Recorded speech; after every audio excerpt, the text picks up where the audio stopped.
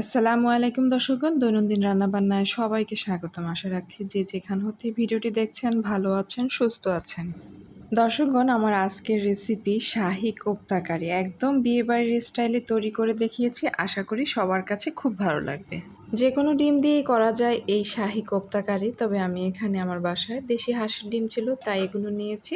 ফার্মের ডিম দিয়ে করলেও হবে। এগুলোকে ভালোভাবে ফুটিয়ে নিয়েছি। তবে একটা টিপস হচ্ছে, যখন সেদ্ধ করবেন তখন সামান্য একটু হলুদের গুঁড়ো দিলে অনেক সময় ডিমটা একটু সদ্য থাকে, তখন খোসাটা ছাড়াতে অসুবিধা হয়।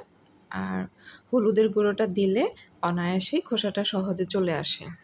ফুল হিটে 10 মিনিট এগুলোকে আমি সিদ্ধ করে নিয়েছিলাম। এরপর খোসাটা ছাড়িয়ে জাস্ট একটা পাতলা কিছু দিয়ে আমি ডিমের খোসাটা একটু নিয়েছি। নিয়ে এভাবে চারদিক থেকে এভাবে একটু কেচে কেচে দিতে হবে। এই কেচে দেওয়াটা ঘন ঘন বা পাতলা পাতলা করে দেওয়া যায়, যার যার রুচি অনুযায়ী দিলেই কিন্তু হবে।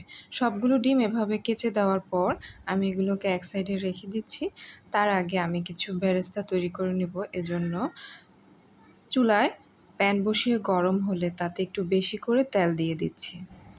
এখানে আমি 4 টেবিল চামচ সয়াবিন তেল দিয়েছি আর হাফ চা চামচ একটু ঘি দিয়ে দিচ্ছি। এটা অপশনাল, ঘিটা দিলে একটু ফ্লেভারটা সুন্দর আসে। এবার দেশি পেঁয়াজটাকে একটু মিহি করে কেটে নিয়েছি, এক মুঠো দেশি পেঁয়াজ কুচি। আমি এগুলোকে মিডিয়াম টু লো হিটে এগুলোকে বেরেস্তা করে নিচ্ছি, একটু একটু করে ভেজে নিচ্ছি। এতে সময় লেগেছে 2 মিনিট। খুব বেশি কিন্তু লাল করব না। আর বেরেস্তাটা কিন্তু একটু সেনসিটিভ, একটু আস্তে আস্তে করে কন্টিনিউ নাড়তে হয়। এভাবে যখন 80% পরিমাণ লাল হয়ে আসবে তখনই কিন্তু চুলাটা অফ করে দিতে হবে। বাকি 20% চুলার তাপে একটু নাড়াচাড়া করতে করতেই কিন্তু হয়ে যাবে।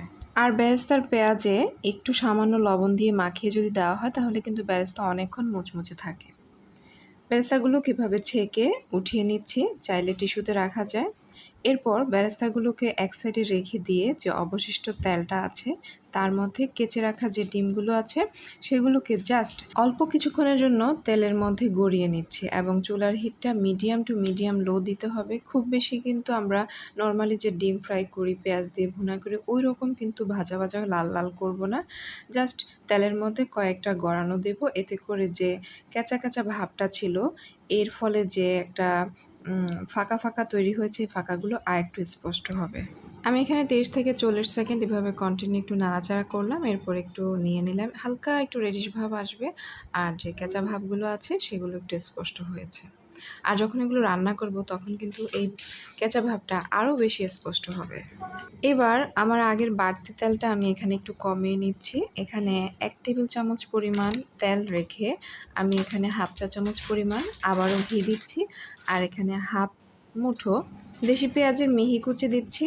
এগুলোকে মিডিয়াম টু লো হিটে আমি 1 মিনিটেরও কম একটু ভেজে নেব। খুব বেশি লাল করব না। যখন একটু কালার চেঞ্জ হবে তখন এতে কয়েকটা তেজপাতা, কয়েকটা এলাচি, 2 টুকরো দারচিনি ছোট ছোট দিয়ে দিচ্ছি একটু ফ্লেভারের জন্য। এগুলো যখন মোটামুটি 60 থেকে 70% পর্যন্ত হয়ে আসবে তখন চুলার হিটটা একটু কমিয়ে দিচ্ছি। আর এখন আমি এতে সামান্য পরিমাণ পানি যোগ করছি। এতে করে পেঁয়াজটা বেশি পুড়ে যাবে না, বেরেস্তা টাইপ হয়ে যাবে না। এ পর্যায়ে এতে আমি যোগ করে নিচ্ছি হাফ চা চামচ পরিমাণেরও কম জিরার গুঁড়ো। জিরার গুঁড়োটা দিলে একটু সামান্য ফ্লেভার আসবে। আর হাফ চা চামচেরও কম মানে 4 ভাগের 1 ভাগ নিয়েছি আমি এখানে মরিচের গুঁড়ো দিচ্ছি। জাস্ট একটা সুন্দর কালার আসবে, লালচা লালচা কালার আসবে। খুব বেশি দিলে কিন্তু আবার কোরমার যে কালারটা সেটা কিন্তু স্পয়েলড হয়ে যাবে। এখন এতে চুলার হিটটা কমিয়ে দিয়ে আমি 1 টেবিল চামচ পরিমাণ পেঁয়াজ বাটা দিয়ে দিচ্ছি। পেঁয়াজ বাটা দিলে একটু গ্রেভি হবে। এখন আমি এগুলোকে মিডিয়াম টু লো হিটে 1 মিনিটের মতো নেড়েচেড়ে নিচ্ছি। পেঁয়াজের আষ্টে গন্ধটা যখন চলে যাবে নাড়তে নাড়তে তখন এখানে হাফ চা চামচ পরিমাণ আদা বাটা দিচ্ছি, হাফ চা চামচ পরিমাণ রসুন বাটা দিচ্ছি। এগুলো দিয়ে চুলার হিটটা আবারও মিডিয়াম টু লো হিটে রেখে আরও 1 থেকে 1.5 মিনিট এভাবে নেড়েচেড়ে নিচ্ছি। এতে করে সম্পূর্ণ মশলার যে কাঁচা গন্ধটা আছে তা চলে যাবে।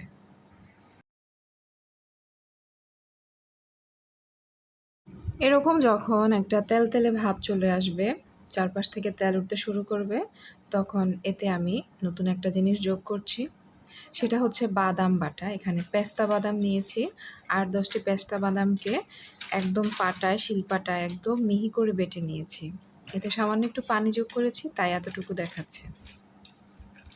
এভাবে এই বাদামটা দিয়ে ১ থেকে ১.৫ মিনিট মিডিয়াম টু লো হিটে আবারও নেড়েচেড়ে নেওয়ার পর যখন এভাবে একটা তেল ছেড়ে দিতে শুরু করবে, তখন খুব সুন্দর একটা কালার আসবে। হালকা হলুদের শেড, হালকা লালচে শেড।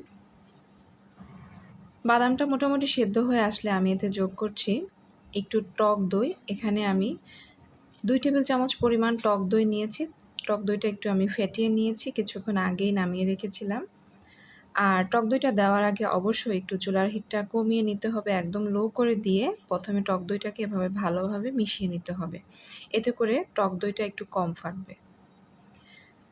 আস্তে আস্তে ১ মিনিটের মতো এগুলোকে এভাবে কষিয়ে নেওয়ার পর আবারও তেলটা এভাবে আলগা হবে যখন, তখন আমি ডিমগুলোকে দিয়ে দিচ্ছি।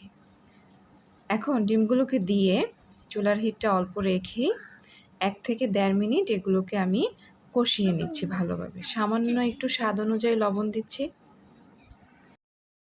ডিমটা যখন ভালোভাবে কষানো হয়ে যাবে, আমি ২ মিনিট পর এখানে একটু লিকুইড দুধ যোগ করছি। লিকুইডটা দেওয়ার সময় চুলার হিটটা একদম লো করে নিতে হবে। আমি এখানে পাউডার দুধটাকে একটু পানি দিয়ে গালিয়ে নিয়েছি। আমি এখানে ১ টেবিল চামচ পরিমাণ পাউডার দুধ নিয়ে ১০০ ml পানি দিয়ে একটু গালিয়ে নিয়েছি, মিশিয়ে নিয়েছি। এখন এখানে দিয়ে দিচ্ছি। অল্প আছে দুধটাকে ভালোভাবে মিশিয়ে নিতে হবে। তারপর চুলার হিটটা মিডিয়াম দিয়ে ঢাকনা দিয়ে রান্না করে নিচ্ছি ২ থেকে ৩ মিনিটের জন্য। ফিরে আসলাম ২ থেকে ৩ মিনিট পর। এখন এর মধ্যে একটু যে বেরেস্তা করে রেখেছিলাম সেখান থেকে বেশি অর্ধেকটা দিয়ে দিচ্ছি আর বাকিটা পরিবেশনের জন্য রেখে দিচ্ছি। এখন চুলার হিটটা একটু লো করে দিয়ে ৩-৪টা কাঁচামরিচ দিয়ে ঢেকে দিচ্ছি আরও ২ মিনিটের জন্য। এতে করে বেরেস্তাটা গলে গিয়ে খুব সুন্দর একটা কালার আসবে। আর মরিচটা কিন্তু একদম ভালোভাবে সেদ্ধ হবে না, একটা ভাপা ভাপা ভাব আসবে, খুব সুন্দর একটা ফ্লেভার আসবে। যাক, ফাইনালি খুব সুন্দর একটা লুক এসেছে আর যে গ্রেভিনেসটা সেটাও কিন্তু একদমই পারফেক্ট হয়েছে এবং ডিমের যে নিচে রাখা খাসগুলো ছিল তাও স্পষ্ট হয়েছে। ব্যাস, চুলাটা বন্ধ করে গরম গরমই আমি বাটিতে পরিবেশন করে নিচ্ছি। আর যে গ্রেভিনেসটা এটা আপনারা চাইলে একটু বাড়তি বা কম দিতে পারেন। গরম সাদা ভাত বলেন, লাল ভাত বলেন, পোলাও বলেন, খিচুড়ি বলেন, সব কিছুর সাথেই কিন্তু এই ডিমের কোপ্তা কারিটা খুব বেশি মানায়। তাহলে দর্শকগণ, আমার রেসিপিটি ভালো লেগে থাকলে চ্যানেলটি সাবস্ক্রাইব করবেন, ভিডিওটিতে লাইক, কমেন্ট, শেয়ার করবেন আর পরবর্তী ভিডিও পাওয়ার জন্য নোটিফিকেশন বাটনে ক্লিক করে রাখবেন। ধন্যবাদ।